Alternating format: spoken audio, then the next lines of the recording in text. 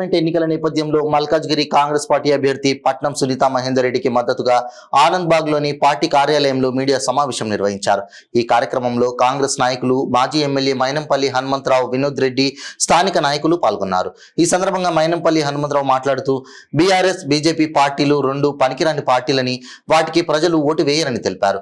త్వరలో phone tapping కేసులో కేసీఆర్ కుటుంబం జైలుకు వెళ్లడం ఖాయమని ఈ సందర్భంగా వారు తెలిపారు. నమస్కారం. ఏఐసిసి నుంచి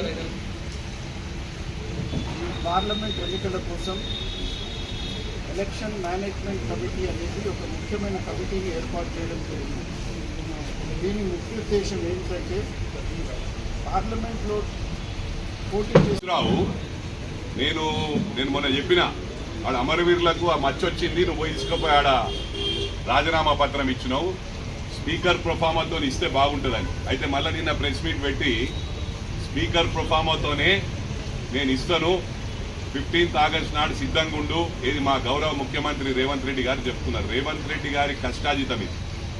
ఇలా ప్రభుత్వం వచ్చిందంటే వారు ఎన్ని ఇబ్బందుల పాలు పడ్డాడో మీడియా సోదరులకు, ఎలక్ట్రానిక్ మీడియా సోదరులకు తెలంగాణ ప్రజలందరూ కూడా గమనించారు.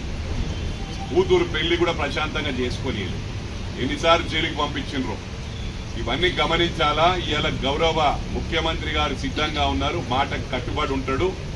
ఇవాళ ముఖ్యంగా గమనించవలసింది ఏంటంటే ఫోన్ ట్యాపింగ్లో రాధాకృష్ణ డీసీపీ గారు కూడా చెప్పడం జరిగింది, అప్రూవల్గా మారిండు.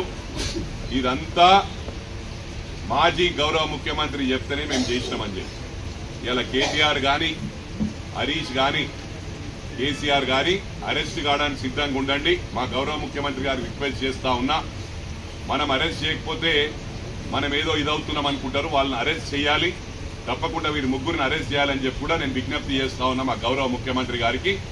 మరి అదేవిధంగా ఇవాళ హరీష్ రావు స్కామ్లు ఎన్నున్నాయో సిద్దిపేట ప్రజలకు తెలుసు. అంటే మొత్తం రాష్ట్రం అంతా స్కాములు చేసిండ్రు.